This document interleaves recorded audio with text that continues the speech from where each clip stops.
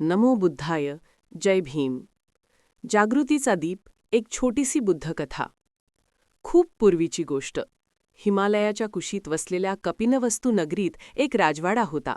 उंच भिंती, सोनेरी कळस, सुगंधी बागा, सर्व प्रकारचे वैभव सुखांनी वेढलेला हा राजवाडा असूनही त्या वैभवात एक अदृश्य कैद होती. त्या राजवाड्यात वाढत होता राजपुत्र सिद्धार्थ गौतम. सर्व काही होते, तरी मन शांत नव्हते. सुख असूनही मन अस्वस्थ का आहे? एकदा सिद्धार्थांनी आपल्या गुरुला विचारले.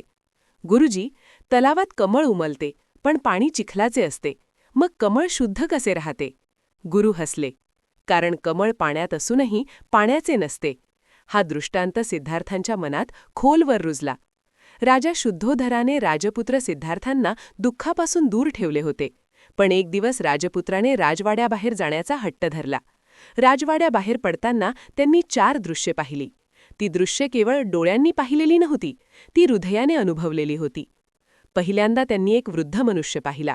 कंपणारे हात, थरथरणारे पाय. सिद्धार्थ विचारात पडले की हा देह हा मातीचा दिवा आहे.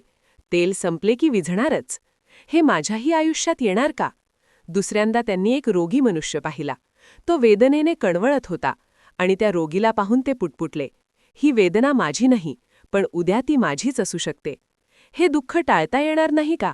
हा प्रश्न त्यांच्या मनावर खोलवर रुजला. तिसऱ्यांदा त्यांना एका व्यक्तीचे मृतदेह दिसला.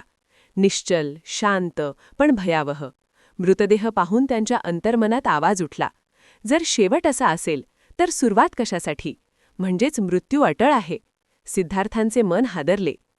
चौथ्यांदा त्यांनी पाहिला एक शांत संन्याशी. चेहऱ्यावर समाधान, डोळ्यात करुणा. आणि तो संन्याशी पाहून ते थांबले. तो संन्याशी शांत होता, जणू वादळात उभा असलेला दीप. त्या क्षणी त्यांच्या मनात प्रकाश पडला.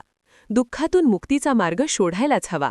त्या क्षणी सिद्धार्थ गौतमांनी ठरविले की मीही असा दीप होईन. एके रात्री राजपुत्र सिद्धार्थांनी आपली पत्नी यशोधरा आणि लहानसा मूल राहुल यांना पाहिले. डोळ्यात अश्रू होते, पण मनात अढळ निश्चय. ते हळूच बाहेर पडले आणि राजवाडा सोडला. हा त्यांचा महान त्याग होता.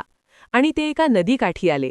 आणि जणू नदी म्हणाली, जो माझ्यात उतरतो तो दोन्ही काठ सोडतो, पण जो पोहतो तो पार जातो. सिद्धार्थ गौतमांनी सुखाचा आणि दुःखाचा असे दोन्ही काठ सोडले. वर्षानुवर्षे त्यांनी गुरु बदलले, तपश्चर्या केली, उपासमार केली. शरीर कृश झाले, पण सत्य मिळाले नाही. एकदा त्यांनी वीणा वाजवणाऱ्या मुलाला पाहिले. मुलगा म्हणाला, तार फार घट्ट केली तर तुटते, सैल केली तर सूर रागत नाही. आणि त्याच क्षणी सिद्धार्थ गौतमांना मध्यम मार्ग कळला. तेव्हा त्यांनी स्वतःलाच म्हटले, अति भोगही चुकीचा, अति तपही चुकीचा.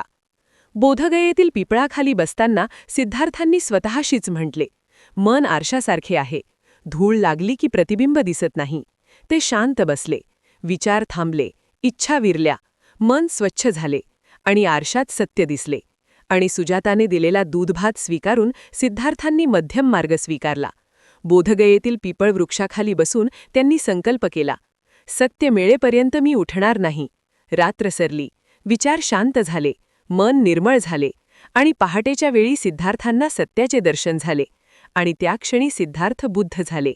ते उठले, हसले आणि जगाला सांगितले, दुःख आहे, पण दुःखातून मुक्तीचा मार्गही आहे. एका मेणबत्तीने दुसरी पेटवली तरी पहिली कमी होत नाही. करुणा वाटली तरी संपत नाही. तो मार्ग आहे करुणा, सम्यक विचार आणि मध्यम जीवन. आजही बुद्धांचे शब्द वाऱ्यासारखे वाहत आहेत. शांत रहा, जागृत रहा, मानव रहा. अंतिम दिवसांमध्ये बुद्धांनी एक पान हातात घेतले व म्हणाले, हे पान गळणारच, पण झाड गळत नाही. देह नश्वर आहे, धम्म अजरामर आहे. खरी शांती बाहेर नाही, ती अंतर्मनात असते. जो जागृत होतो तोच बुद्ध होतो.